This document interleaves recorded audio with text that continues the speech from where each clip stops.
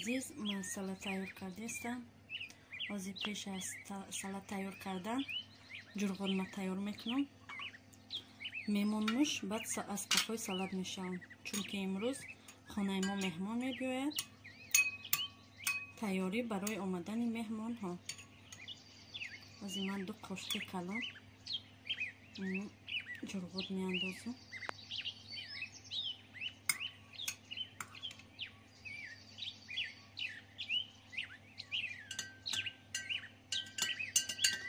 جرغوت من در 4 ساعت 4.5 ساعت تیار می شود. بعد میگیرم 1 ساعت دیگر در خلدین میمونم. تمام بعد تیار می شد. به قطعی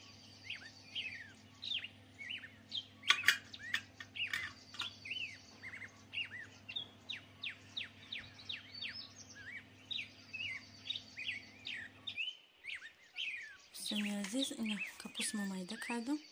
برای سالاد ما لازم است کپوست. میشنم میاندازم.